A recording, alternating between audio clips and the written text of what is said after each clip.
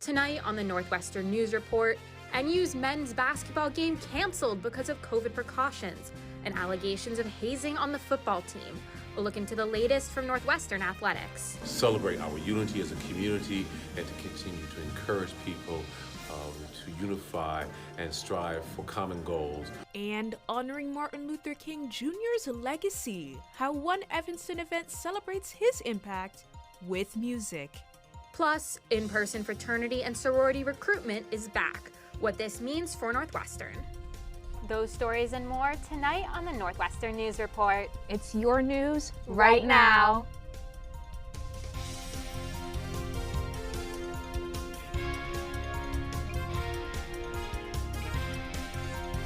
Good evening and welcome to the Northwestern News Report. I'm Gabrielle Coriati. And I'm Bridget Adouwadier. Let's get right into tonight's stories. We start off with breaking news. The NU Athletics Department announced in a press release earlier today that the Northwestern men's basketball team will not be playing their away game against Iowa tomorrow, January 18th. This announcement comes, quote, due to COVID-19 health and safety protocols within the Northwestern program, according to the press release. NU Athletics also says Northwestern and Iowa will work with the Big Ten to reschedule. However, no dates for a rescheduled match have been announced. Northwestern administration declined to offer additional comment. NNN also reached out to Vice President for Operations Luke Figuera about the current guidelines and status of COVID-19 on campus and did not receive a response. As of now, the Cats are still scheduled to play against the Wisconsin Badgers this Saturday. Northwestern University's football team is undergoing an internal review following hazing allegations. I took a look at how the university responds to hazing reports. Northwestern receiving an allegation of potential hazing in the football program at the end of the 2022 season. In a statement to NNN, university spokesperson John Yates saying the inquiry, which is being conducted by outside counsel, is in its very early stages and will be rigorously fair to everyone in this process. Northwestern's Office of Community Standards is normally the primary investigator in all hazing allegations, except in unique circumstances, we may partner with outside entities, making certain we're managing capacity and being timely in our response. Lucas Christian oversees the Office of Community Standards. He says they receive a, quote, handful of hazing reports every year. There's a lot of times like an assumption that this only happens in one type of organization. We receive them from all types of organizations and groups. Hazing can create mental, physical, or emotional discomfort. When NU receives a report of hazing, it's investigated by the Office of Community Standards alongside the university department that oversees the group, such as student organizations and activities, the Office of Fraternity and Sorority Life, or NU Athletics. All NU organizations are held to the same anti-hazing policy according to the Student Affairs website. I just really urge folks to think of creative and unique ways that are healthy to build connections and to steer away from these types of behaviors. The Office of Community Standards says often a student does not realize when they're being hazed and that it's their friends who will submit the report. They say to look out for behaviors such as sleep deprivation, physical exertion, or increased stress and anxiety in your friends. Northwestern University graduate workers voted to unionize in a landslide victory for unionization last week. This comes after years of organizing and demonstrations throughout fall quarter. Now, NUGW hopes to negotiate with the university for higher stipends, comprehensive health care, and international student support. In a letter to graduate students, faculty, and staff, university officials acknowledging the results and committing to working with students to create a collective bargaining agreement. NUGW co-chair Emily Lozier says they hope to bargain in good faith.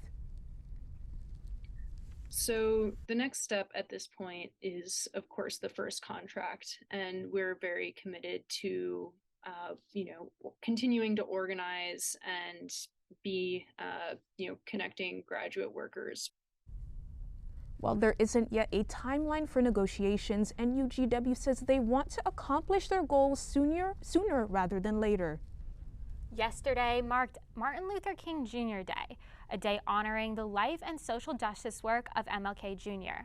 Evanston and Northwestern communities hosted multiple events over the weekend to reflect on his impact. At Northwestern, NU and Evanston community members gathered on Monday at Alice Miller Chapel for a vigil as a part of Northwestern's 2023 Dream Week. The event, hosted by NU's Alpha Mu chapter of Alpha Phi Alpha fraternity, featured keynote speaker Reverend Dr. Michael C.R. Neighbors, singing performances, and ended with a candle lighting ceremony. While in Evanston, the Music Institute of Chicago hosted its annual concert celebration of Martin Luther King. NNN's Ellie Skelly has more. Gathering to remember a legacy of activism. My purpose is to actually celebrate our unity as a community and to continue to encourage people to unify and strive for common goals. The Music Institute of Chicago hosted its annual celebration of Dr. Martin Luther King Jr. It partnered with the Fleetwood Jourdain Theater for a special sold-out celebration this Sunday. We want to bring people together. We want to represent voices that are not often heard. The concert featured student performances from various Evanston groups with a focus on including artists and voices of color. I'm just looking forward to this really wonderful, eclectic combination of audience and performers, educators. But it wasn't just the musical arts. An exhibition from the Evanston Art Center focuses on the issue of race in America. Each person can contribute to unifying our community. Honoring the day as a celebration of progress. But to celebrate life and to celebrate community. Celebrating Dr. Martin Luther King Jr. while looking to the future. I think it's something that Dr. King would have loved. He would have come to something like this. His wife would have come to something like this. Ellie Skelly, Northwestern News Network. Thanks, Ellie. Bridget? Many sorority and fraternity chapters welcomed new members last weekend. NNN's Kunjal Bastola dives into the recruitment process. Northwestern sororities and fraternities held their annual recruitment cycle last week for the first time in person since the start of the pandemic and the Abolish Greek Life movement, or AGL.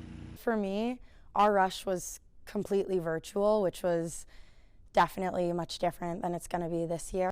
AGL highlights the systemic issues in Greek life, which critics say include racism, sexism, and homophobia.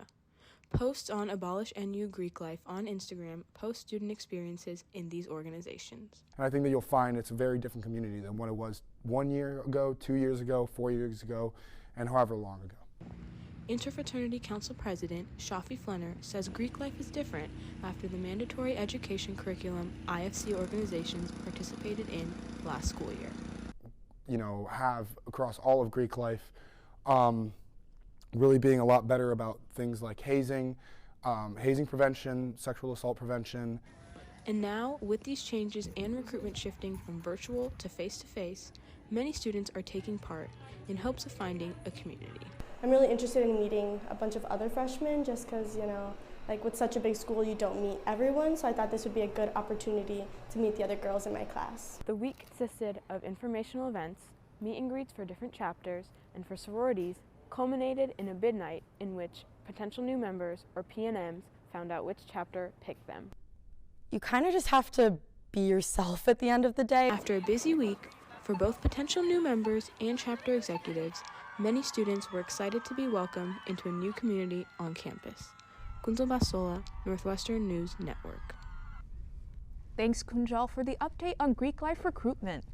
Coming up, an expansive effort, how One Evanston program is growing its outreach to prevent food insecurity in the area.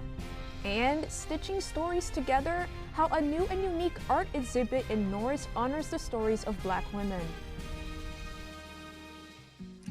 If you want to be a parent, it doesn't matter how you play, what you wear, how you dance, or even what direction life takes you.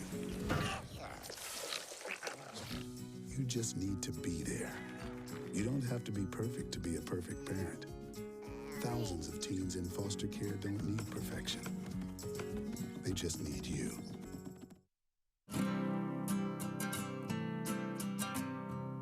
Every day across America, excess food is gathered by a network of good people at local food banks, giving hope to millions of children who struggle with hunger. They've earned their wings, and you can too. Together, we can solve child hunger. Support Feeding America and your local food bank at feedingamerica.org.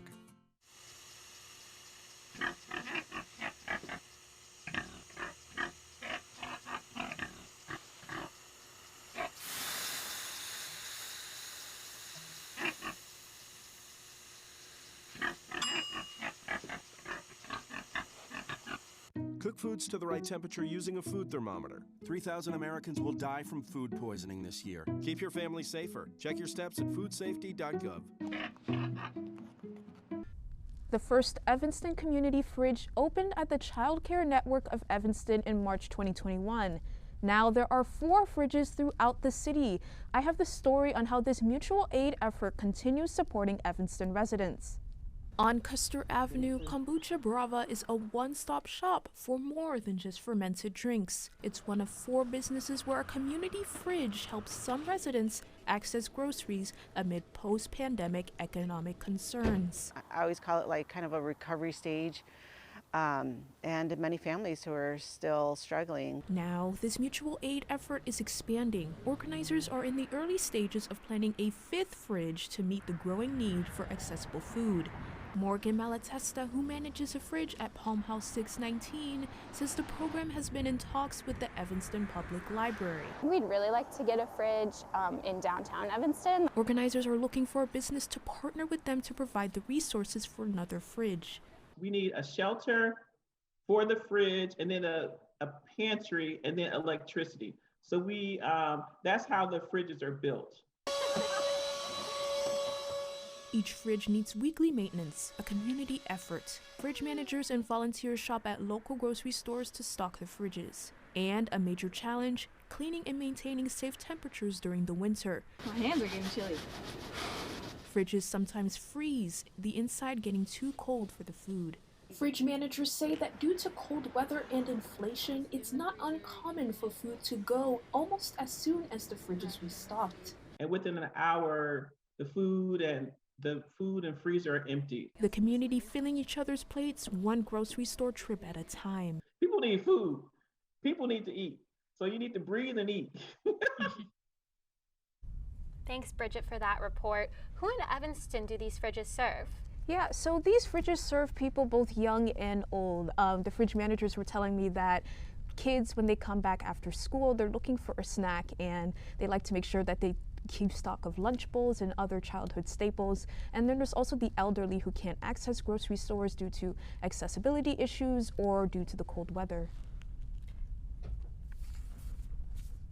Since demand for the fridges is high, where does the food come from and how often is it restocked?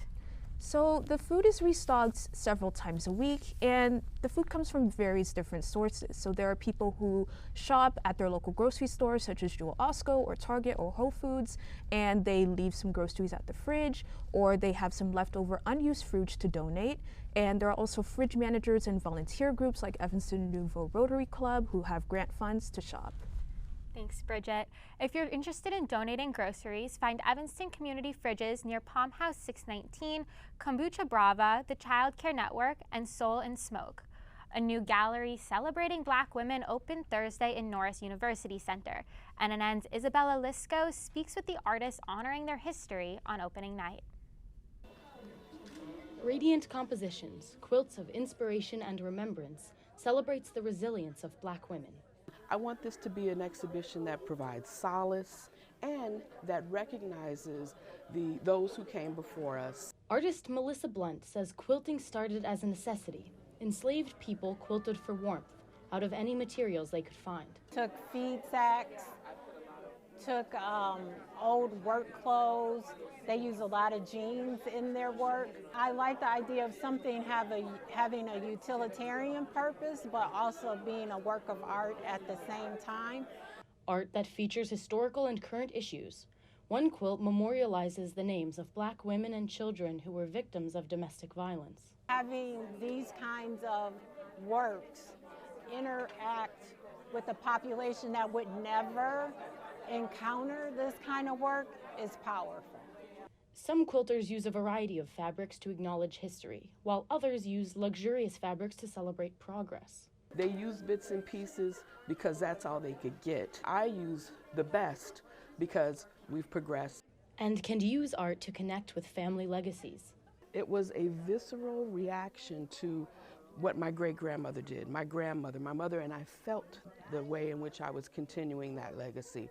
Artist Betty Bonds plans to make a quilt with her great-granddaughter.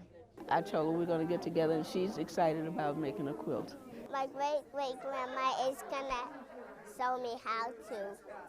Because family brings warmth, and so do quilts. Isabella Lisco, Northwestern News Network. The Radiant Compositions exhibit in Ditmar Gallery continues until March 4th.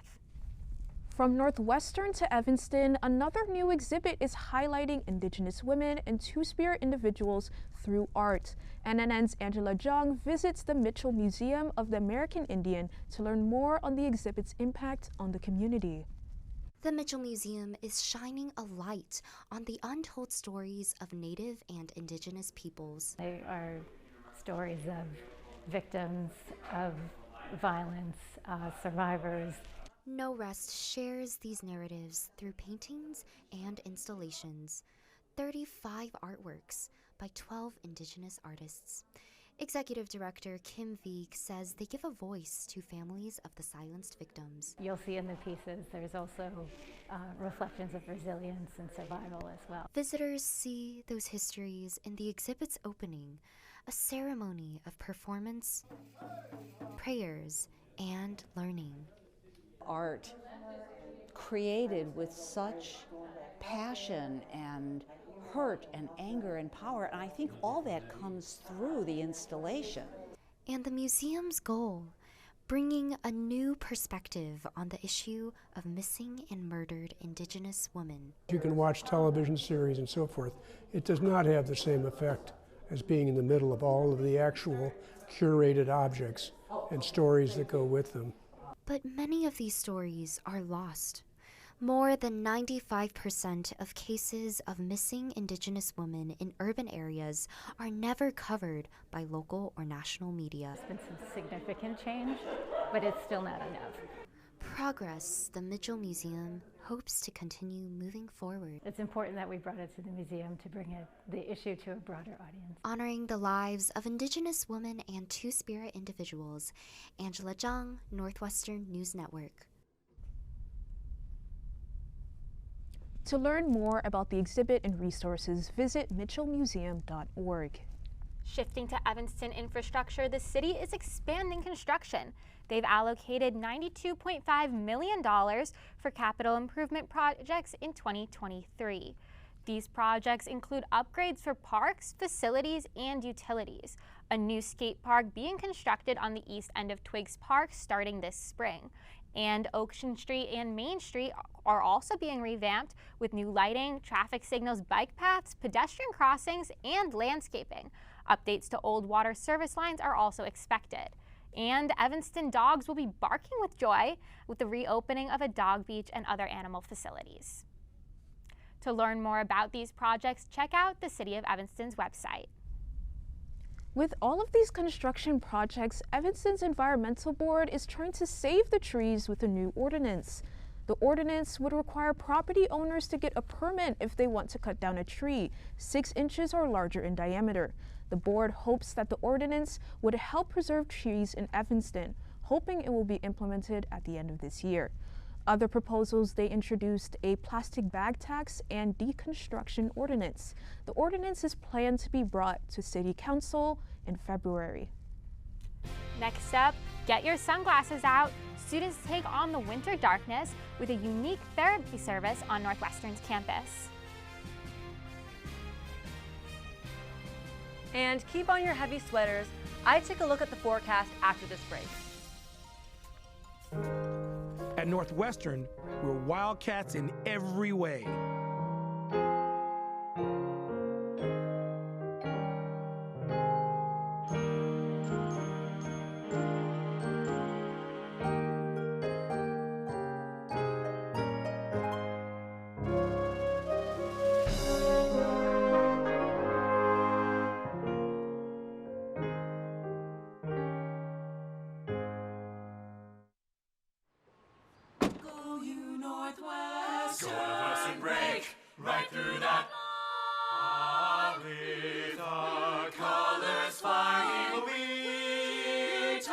we'll cheer you all the go. Go you Northwestern, fight for victory, sweet victory, for the fame of our fair name, and go Northwestern, win that game.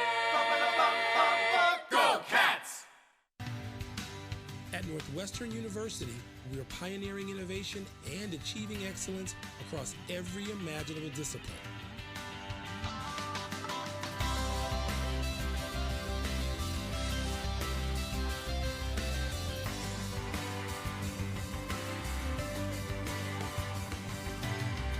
At Northwestern University, the possibilities are endless.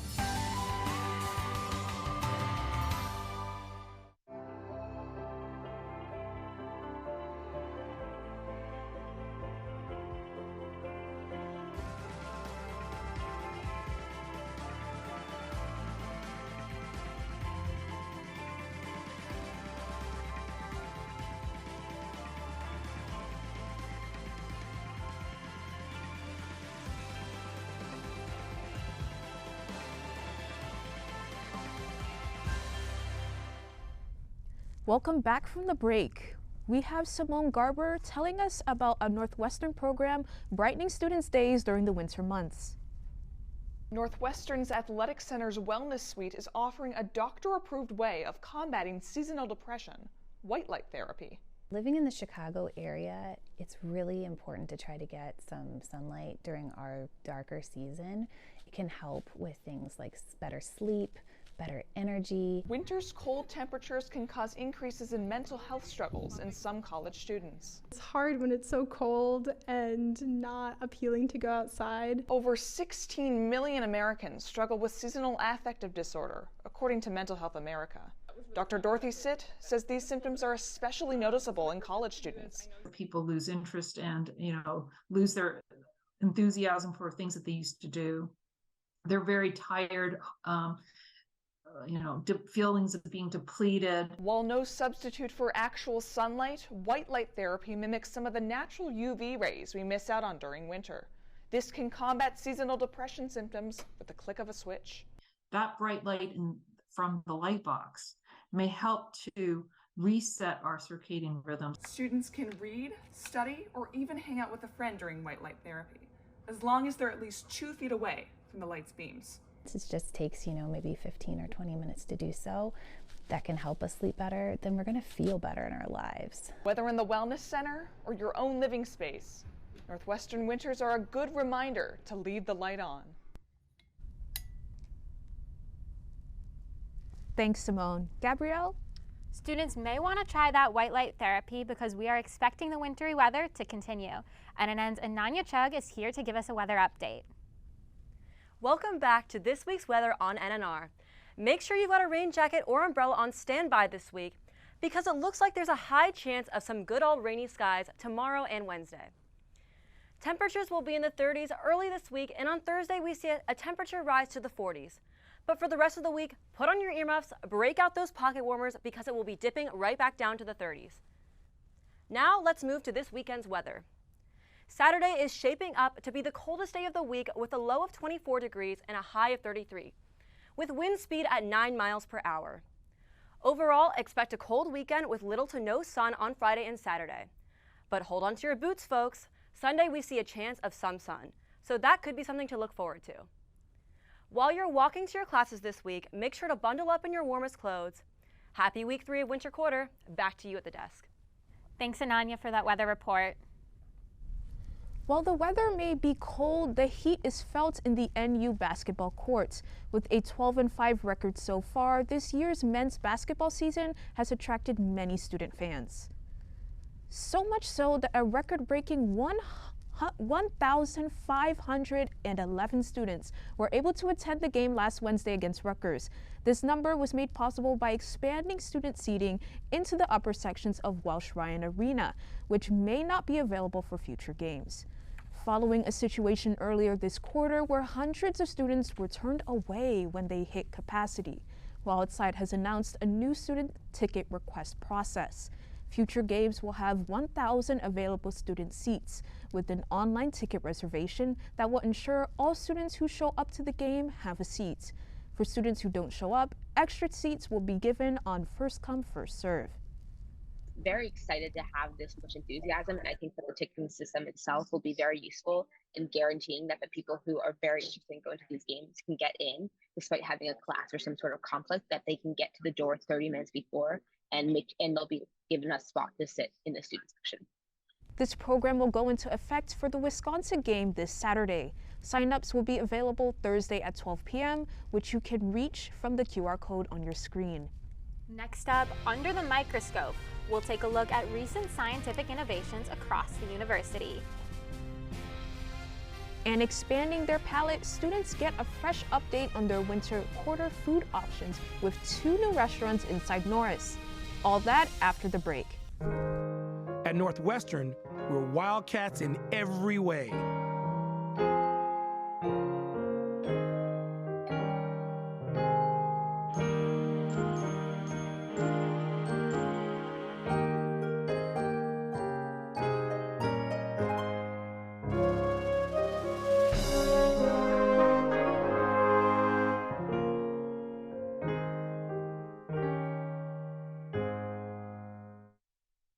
Welcome back. We now turn to Under the Microscope, a dive into recent Northwestern scientific discoveries. Let's get right into it. First up, a Northwestern team has created an electronic motor on the molecular level, and the first to be mass-produced. In addition to powering electric vehicles, the motor benefits material science and medicine. It is easy to make, operates quickly, and does not produce any waste. Next, a breakthrough for scientists. These lab-grown neurons allow for a deeper look at diseases such as Alzheimer's and multiple sclerosis. Researchers were working with neurons transformed from stem cells, which often resemble neurons from embryos or newborn babies. Hard to work with immature neurons for studies, they were able to create mature neurons to conduct research. And from science discoveries to new food experiences, as students arrived back on campus for winter quarter, 2 new dining options arrived with them. NNN's Lance Wilhelm spoke with students on what's cooking in Norris University Center. Buen Dia, serving quesadillas, tacos, and burrito bowls, and 847 Burger are the newest dining options on campus, and students are ready to take a bite. So I just tried the chicken taco. I really liked it. It's a corn tortilla with chicken, onions, and cilantro, and cheese, like a queso fresco. Buen Dia and 847 Burger replaced Patty Squared and Olive Mediterranean Grill on the Norris ground floor. I had Patty Squared a bunch, and that's gone now. But this honestly might be better. Norris worked with Compass Group, NU's food services provider, to let research and student feedback guide the decision. Everything from national market trends to taste tests was taken into account. We have the NU Dining Foodies Committee, and we use that opportunity to chat with students about where they see opportunities for a cuisine that we can introduce to them on campus. The goal of the changes? To create a more inclusive dining experience for both cost and dietary restrictions. 847 Burger offers a cheaper burger than Patty Squared, and both new restaurants take meal exchanges and dining dollars. To start off with the halal meats, and to start off with vegan and vegetarian options, and then build the menus from there. And dining officials say so far, both 847 Burger and Buen Dia appear to be a success. We are seeing many more students going through these 2 new outlets than were going through the outlets before. And Lance is here with us now to tell us more. Lance? If you're looking to try out Buen Dia or 847 Burger, there'll be a celebration to commemorate their opening right in Norris University Center, complete with a DJ and food samples, next Monday, January 23rd from 11:30 a.m. to 1 p.m. Thanks, Lance. Well, that's all the time we have for tonight. Be sure to stay tuned for Politicat coming up next. I'm Gabrielle Coriati. And I'm Bridget Adu-Wadier. Thanks for joining us. Good night.